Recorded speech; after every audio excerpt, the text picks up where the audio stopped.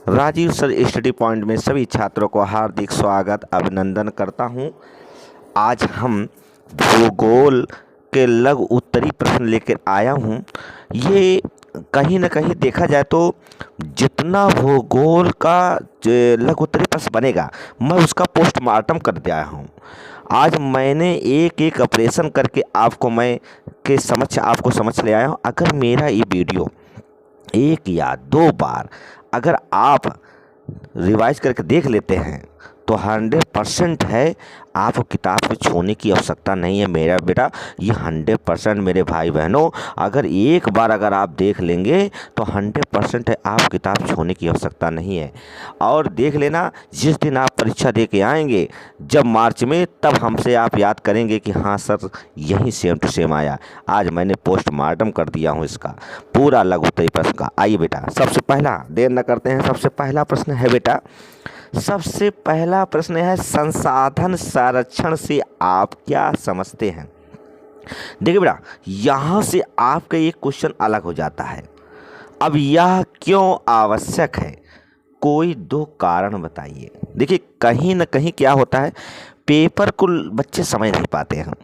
बच्चा इसमें क्या करता है कि क्या आप समझते हैं वही दे के चला जाता है। मगर यहाँ क्या पूछा है, यह क्यों आवश्यक है, कोई दो कारण बताइए बेटा।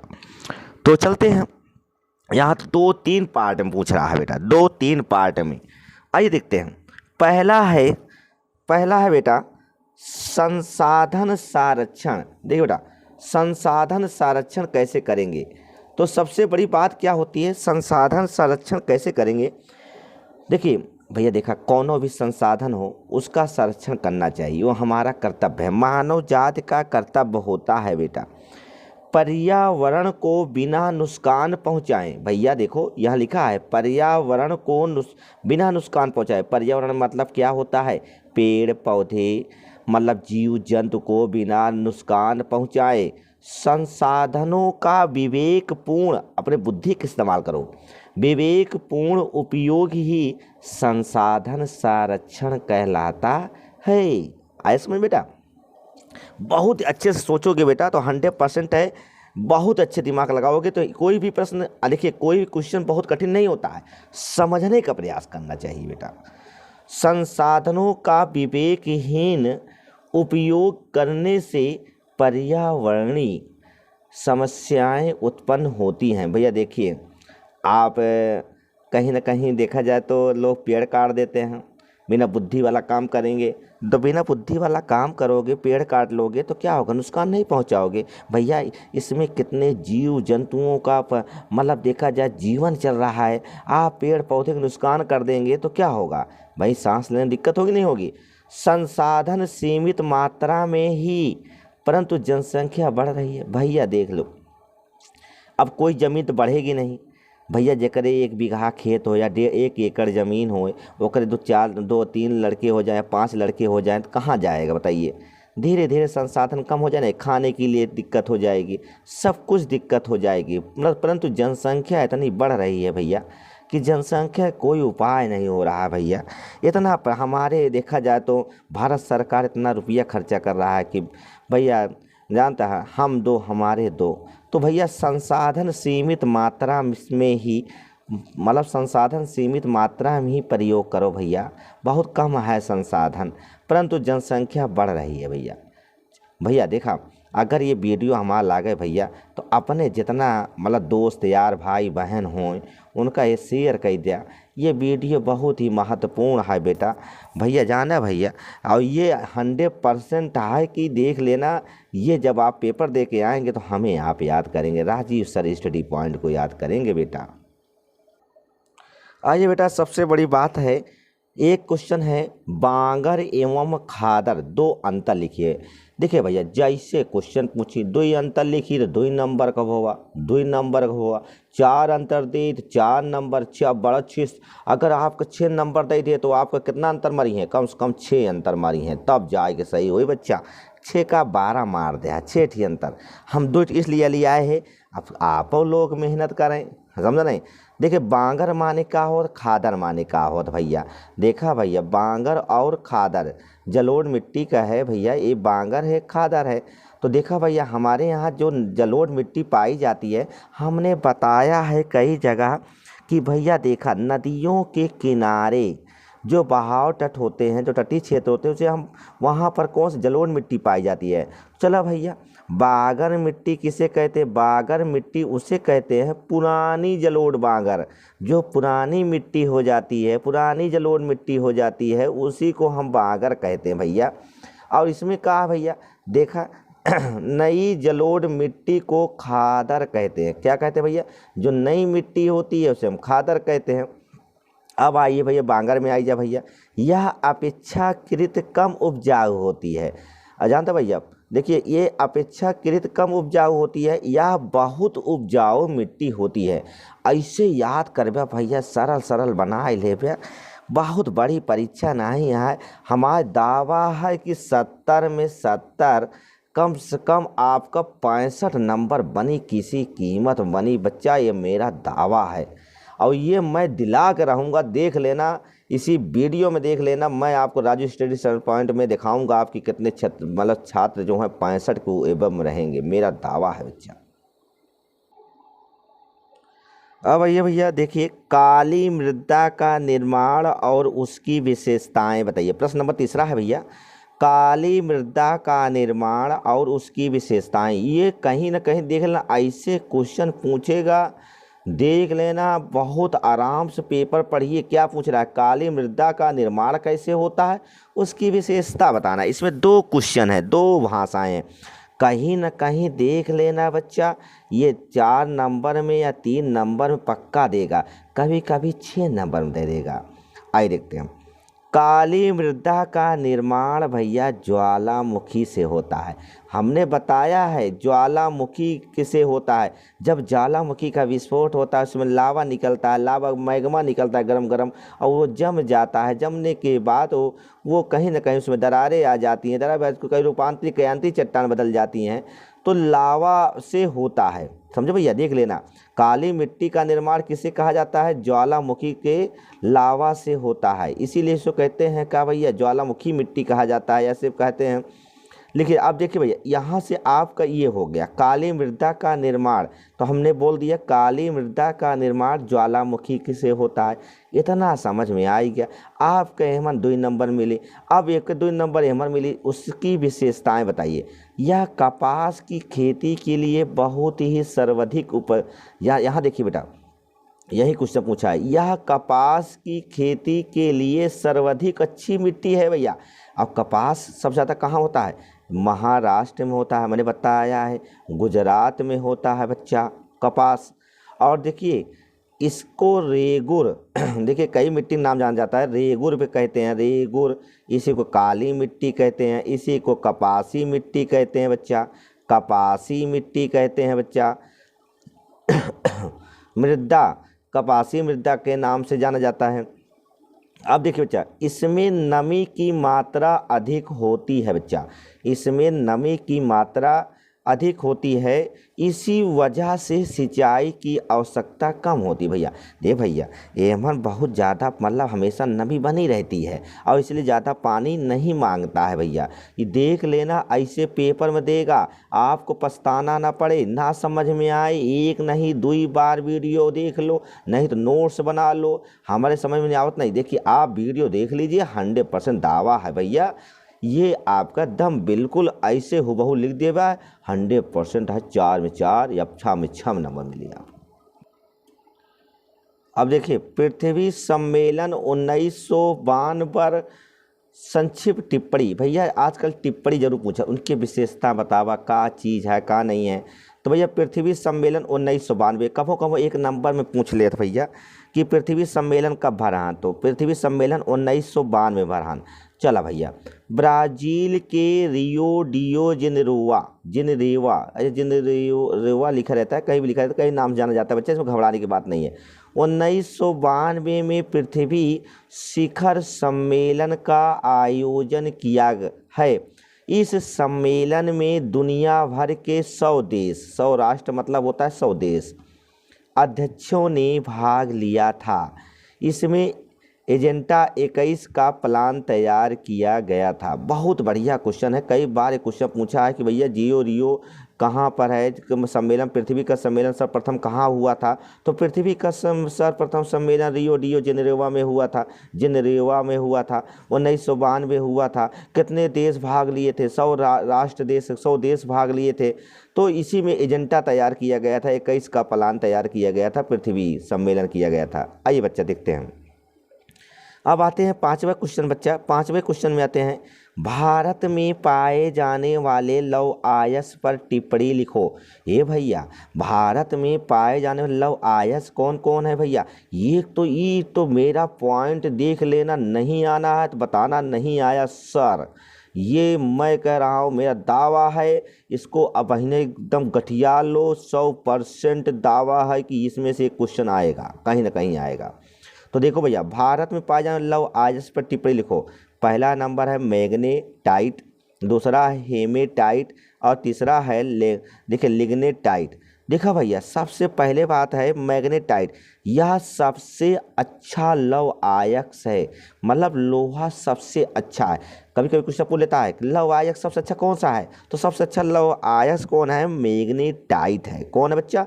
मैग्नेटाइट है, क्योंकि हम इसमें लोहे की मात्रा सर्वाधिक होती है बच्चा। इसमें लोहे की मात्रा क्या होती है बेटा?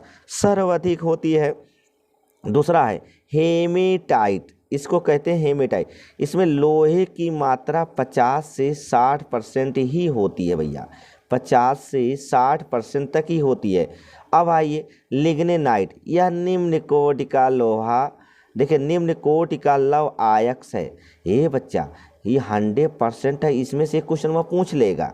अब आप इसको ये चीज़ ध्यान देना है कि देखा इतना लिख दे भाई, टिप्पणी हो ही गवा, आपका 4 नंबर या 3 नंबर तो निश्चित है आपको मिल जाई। अब हम बड़ी मेहनत ना ही करेगा, मैग्नेटाइट हेमेटाइट, लिग्नेटाइट मैग्नेटाइट हेमेटाइट लिग्नेटाइट, एमा कुछ नहीं करेगा है। मैग्नेटाइट सबसे अच्छा लोहा, हेमेटाइट 50% लोहा और लिग्नेटाइट सबसे कम निम्न कोटि के एकदम बेकार लोहा। अब आइए भैया 6 नंबर प्रश्न में आइए। प्रश्न नंबर 6 में कह रहा है खनिज संरक्षण पर एक टिप्पणी लिखिए। टिप्पणी वाला बड़ा क्वेश्चन आता है, ये मैं जान के ले आया हूँ। ऐसे क्वेश्चन आप चाहे जितना पेपर सॉल्व करिए, सिर्फ पेपर में आपको यही मिलेगा, टिप्पणी टिप्पणी टिप्पणी। बच्चे समझ भी नहीं पाते टिप्पणी है का गुरुदेव। तो देखिए भैया, खनिज संरक्षण, सबसे पहले देखिए खनिज का संरक्षण करना है। संरक्षण का मतलब क्या होता है? आप उसको बचाओ भैया, उसका मतलब कि देखा जाए कहीं ना कहीं उसका आप अपने पास उसका कहीं उपयोग प्रयोग मतलब रखिए। मतलब जैसे कोई चीज़ पैसा और धन को बचाना, उसी प्रकार इसको बचाना है। वर्तमान युग में हम खनिजों का अंधाधुंध प्रयोग करने से खनिज के अस्तित्व का खतरा मंडरा गया। ये भैया आजकल देख रहे हो खनिज इतना ज़्यादा प्रयोग, जैसे देखो कोयला है, कोयला इतना ज़्यादा प्रयोग हो गया, वो अपने देश से ख़त्म हो गया। कहाँ अपन भारत में पहला स्थान ले रहा ने, बिल्कुल देखा था गायब। अब देखा था खनिज में देखा जाए पेट्रोल ले लो, डीजल ले लो, मिट्टी का तेल ले लो, देखा था मिट्टी का तेल तो बिल्कुल ख़त्म हो गया, क्योंकि खनिज हमारे पास सीमित मात्रा में है। भैया देखा कोयला बहुत ज़्यादा ना ही बाटा है। कोयला का मतलब बाटा है कि भैया देखा जान तक अभी अगर दो आवे खातिर कई करोड़ और वर्ष लग सकते हैं। आइए देखते हैं, देखिए हमारे पास सीमित मात्रा में है और हम खनिजों को विवेकहीन तरीके से उपयोग में ला रहे हैं। भैया देखा था विवेकपूर्ण मतलब है कि देखा जाए तो आजकल हमारे लोग बुद्धि भ्रष्ट हो गया है। खनिजों को बनाने में अरबों करोड़ों वर्ष लगते हैं। भैया देखा कि तो पृथ्वी पलट जाए या कोई चमत्कार हो जाए या कोई ज्वाला कुछ उद्गार हो जाए तब जाए कि बनेगा, अब का कोयला दोबारा बन जाएगा। अतः आवश्यक है कि खनिजों का संरक्षण किया जाए। संरक्षण मतलब खनिज को बचाया जाए, उसको कहीं ना कहीं, जैसे देखा एक समय ऐसे हो जाएगा भैया कि कुछ जैसे जीव जंतु लुप्त हो जाते हैं, उसको देखने के लिए चिड़ियाघर जाना पड़ता है। उसी प्रकार हमको दिखाना पड़ेगा बच्चों देखो ये कोयला है, वही हाल हो जाएगा। ये बच्चों देखो ये मिट्टी का तेल ऐसे मिलता था कोटा में, तो धीरे धीरे लुप्त होता जा रहा। आइए बच्चा देखते हैं सबसे। अब आइए हम बात करते हैं अगला प्रश्न है बच्चा हमारे पास, सातवां प्रश्न है, धात्विक खनिज किसे कहते हैं? उदाहरण देकर समझाइए। वे खनिज जिनमें धातु, देखो भैया धात्विक अधात्विक इस सब सारे क्वेश्चन बहुत आते हैं। वे खनिज जिनमें धातुओं का अंश पाया जाता है। भैया धात्विक खनिज जहाँ भाई धातु पाई जाएगी अंश वही धात्विक कहलाएगा, उसे धात्विक खनिज कहते हैं। ये भैया जहाँ धातु पाया जाएगा उसे हम धात्विक खनिज कहते हैं। बहुत आसान भाषा बच्चा। वे खनिज जिनमें धातुओं का अंश पाया जाता है उसे धात्विक खनिज कहते हैं। बहुत मेहनत नहीं करना है, मत 2 नंबर मिलेगा बिना मेहनत का। जैसे सोना हुआ, चांदी हुआ, तांबा हुआ आदि हुआ। बहुत मेहनत नहीं करना है, 1 बार 2 बार देख लो अपने आप याद हो जाएगा। अब आइए भैया देखिए अलौह खनिज किसे कहते हैं? 2 उदाहरण दीजिए। अलौह खनिज किसे कहते हैं? 2 उदाहरण दीजिए। अभी देखो मैं खनिज बता रहा था ना, तो धात्विक खनिज, अब अलौह वे खनिज जिनमें लोहे का अंश नहीं पाया जाता। बहुत बढ़िया, देखा जहाँ लोहा ना पाया जाए उसे हम अलौह खनिज कहते हैं। भैया सोना में ना ही पावा जाता, चांदी में ना ही लोहा बा, तांबा में लोहा नहीं है, जिंक में नहीं बा, शीशा में नहीं बा आदि। तो भैया बहुत मेहनत नहीं करे क्या है, हम कुछ नहीं करे क्या है। अलौह खनिज किसे कहते हैं? 2 उदाहरण। वे खनिज जिनमें लोहे का अंश नहीं पाया जाता उसे हम क्या कहते हैं? अलौह खनिज। सोना, चांदी, तांबा, जिंक, शीशा आदि। आइए भैया अब चलते हैं, आभरक क्या है? ये बच्चा मुन्ना ये देखा, आभरक क्या है तथा आभरक का एक उपयोग लिखिए। भैया आभरक देखा जाए तो जहाँ तक सवाल है, आभरक एक अधात्विक खनिज है। मैंने बताया था, एक मैंने पढ़ाया भी हूँ, वीडियो डाला भी हूँ। आभरक एक अधात्विक खनिज है तथा यह विद्युत का कुचालक होता है। भैया कुचालक, भैया देखा जहाँ, अब देखा जैसे उपयोग में बिजली का उपकरण बनाने में, अब बिजली का जब उपकरण बना हुआ भैया, तार और बना हुआ तो हमारा करंट ना जाए का और कुछ जाए, तो भैया ये सही है। आभरक तथा वो देखिए उपयोग यही है। तो पहले आभरक क्या है? आभरक एक अधात्विक खनिज है तथा यह विद्युत का कुचालक होता है, बिजली के उपयोग को बनाने में कार्य किया जाता है। बहुत बढ़िया क्वेश्चन है, बहुत बढ़िया बहुत बढ़िया बहुत बढ़िया। चलिए भैया ऊर्जा, देखिए 10वां क्वेश्चन है, ऊर्जा परंपरागत स्रोत के कोई 2 उदाहरण दीजिए। भैया ऊर्जा, भैया देखिए वो बहुत बढ़िया क्वेश्चन है, ऊर्जा वाला भी बहुत बढ़िया दिखाई दे रहा है। ये कहीं ना कहीं देखा जाए क्वेश्चन बहुत ही परीक्षा की दृष्टि से बहुत मजबूत है। छोटा जरूर है, कहते हैं छोटा है मगर घाव करे गंभीर। 2 नंबर तो लेना है, बिना मेहनत का लेना है। ऊर्जा परंपरागत स्रोत के कोई 2 उदाहरण। तो भैया ऊर्जा का स्रोत का है, कोयला होता है, लकड़ी होते हैं, उपले होते हैं, इसको गाँव में कहते हैं कंडी, लोग कहते हैं। गोबर से जो मैंने रोटी इसमें जानते हैं मतलब उपली बनती है, उसी कहा जाता है। 2 उदाहरण। अंकलेश्वर किस लिए प्रसिद्ध है तथा यह किस राज्य में स्थित है? अंकलेश्वर बहुत एक मंदिर भी है भैया, कभी कभी लोग बच्चे नहीं समझ पाते हैं, जैसे टीचर लोग नहीं समझ पाते, अंकलेश्वर मंदिर का नाम ले लेते हैं ना। भैया अंकलेश्वर एक पेट्रोलियम तेल शोधक कारखाना है। पेट्रोलियम तेल शोध कारखाना है, मतलब यहाँ रिफाइन होता है। और भैया ये के लिए प्रसिद्ध है। ये कहाँ है भैया? ये गुजरात राज्य में है। ऐसे भी पूछ सकता है कि अंकलेश्वर कहाँ स्थित है? गुजरात में है। तो अंकलेश्वर किसके लिए प्रसिद्ध है? तेल शोधक के लिए प्रसिद्ध है। कहीं ना कहीं देखा जाए बहुत ही इम्पोर्टेंट भैया है।